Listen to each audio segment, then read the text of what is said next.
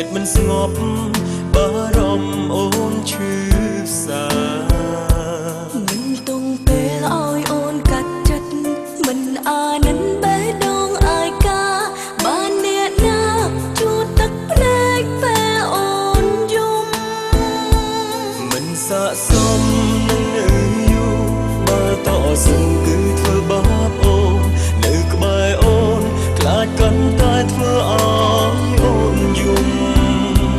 តែយ៉ាងណាក៏យំរួចហើយឈឺគ្មានស្បើយព្រោះចង់ជួបជុំបើបារម្ភផ្ដេចត្រង់លោកមិនបង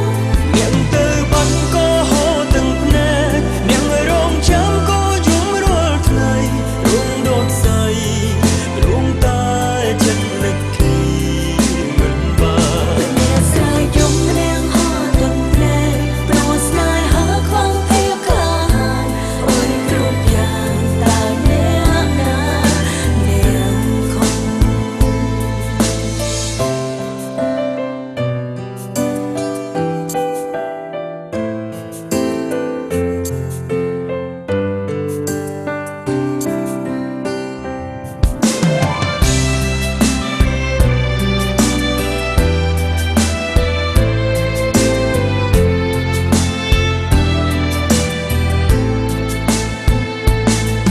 ស័ក្តិសមនឹងនៅយូរបើតស៊ូគឺធ្វើបាបអូននៅក្បែរអូនខ្លាចកាន់តែធ្វើឲ្យអូនយំ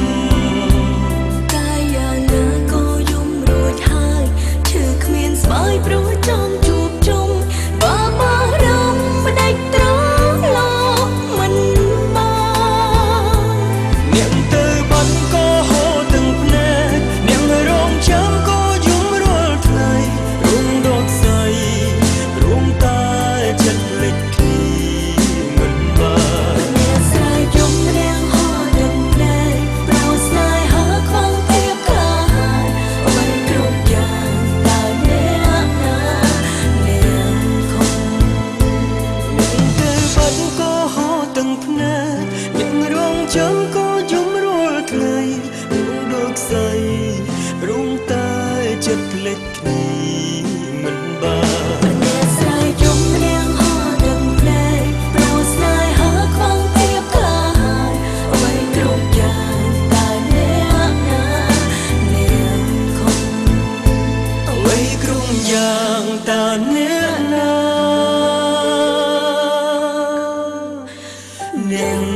ខំ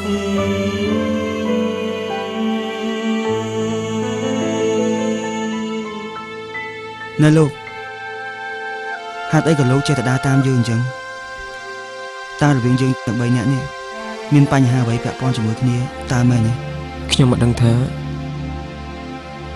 ត្រូវនិយាយប្រាប់លោកចាប់ពីត្រង់ណាមកទេ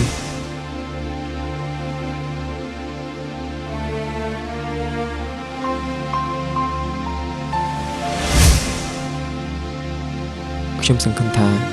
លោកអាចមើលថែបុព្វព្រឹកដល់សុភមង្គលឲ្យនាងខ្ញុំគិតថា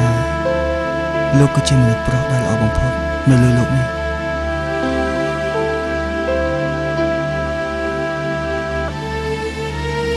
បងរាយ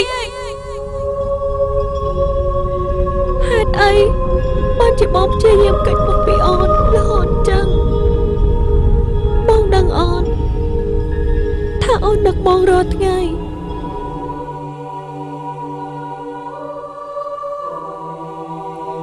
ទោះជាយ៉ាងណាបងនៅតែជាសង្សារចាស់របស់អូនរហូត